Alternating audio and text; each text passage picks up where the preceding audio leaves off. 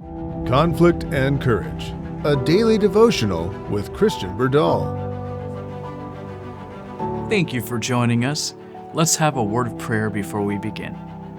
Father in heaven, thank you so much for my dear friends that are able to join us each day.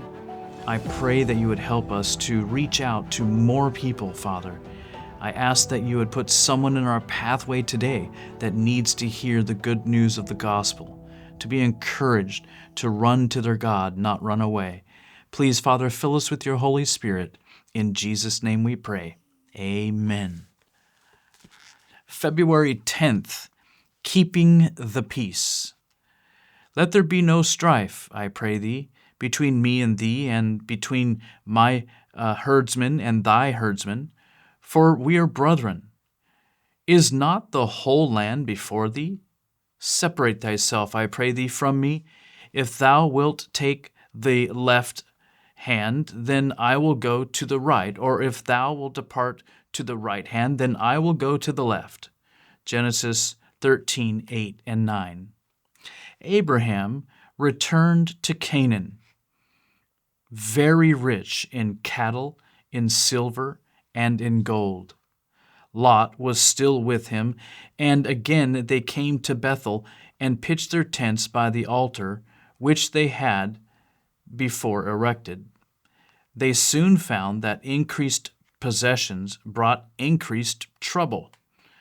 Isn't that kind of like true on like every level?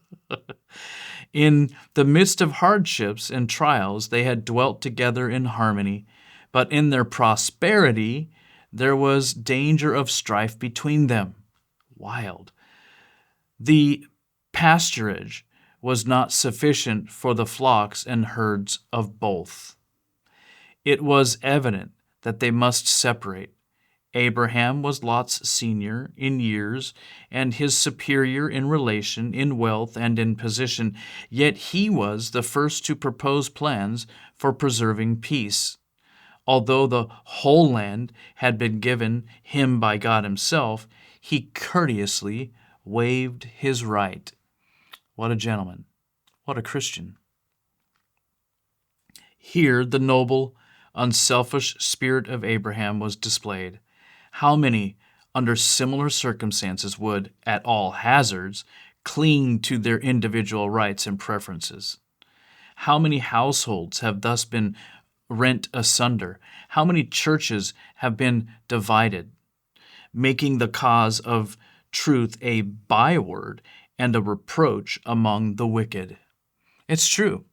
When the world can look on to any quote-unquote religious group that purports to follow God and serve God, and they act like demons to each other or others not of their faith, friends, it is the greatest argument to not be a Christian. When people are not truly connected to God and they are acting more like demons than they are like angels, to use terms, who would be attracted to that? When all these people in different faiths want to just kill you because you're of a different faith, who's attracted to that? Friends, even in our Christian world, even here in Western civilization, where sometimes we act worse than the world and we're supposedly being changed by God, how about we actually let God do his work and actually change us so we're not acting, we're just being like Jesus. Amen? Amen. I'll reread this. How many churches have been divided, making the cause of truth a byword and a reproach among the wicked? Quote, "Let there be no strife between me and thee," Abraham said, "for we are brethren, not only by natural relationship, but as worshipers of the true God." The children of God, the world over, are one family. And the same spirit of love and conciliation should govern them. And I've had a very unique experience in my work for God in the last 30 years 25 of those running Shepherd's Call Ministry, I've been able to travel all over the world into all different cultures, and I can testify we are one family. When we're united in God, and God is changing us, and God is living in us and through us, it is a delight. I can go to any culture, and if I seek out the Seventh-day Adventists, it is amazing how similar we are, and amazing the warm welcome and regard that I receive everywhere I go. That's because God is working everywhere He's invited. Amen. And I think I've said everywhere I've gone, I can't wait to be with you in heaven. A beautiful, multifaceted tapestry of culture and humanity saved for eternity. Love it. Love it. Rereading that sentence, the children of God, the world over, are one family, and the same spirit of love and conciliation should govern them. Quote, be kindly affectioned one to another with brotherly love, in honor preferring one another, Romans 12:10, is the teaching of our Savior.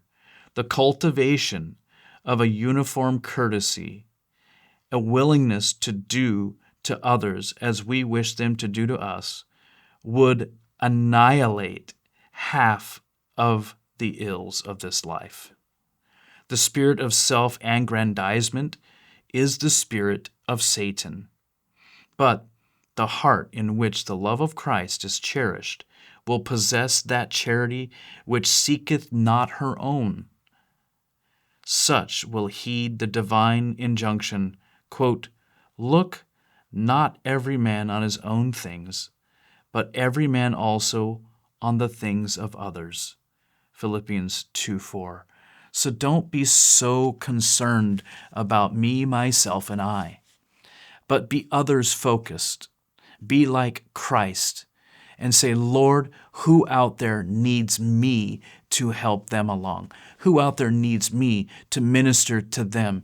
Abraham was the one who was the senior. He was the wealthier. He had the status, if you will, in his culture. And he defaulted to the young man. Why? Because he had the humility of Christ. Christ himself didn't go, I'm king, I'm creator, listen to me. No, he came as a baby. Just boggles my mind. Amen. Oh, that we can all have the humility of Christ all the time. The world would be a very different place. So let's pray for that. Let's start a wave. Let's start something new. Surrendered Christians.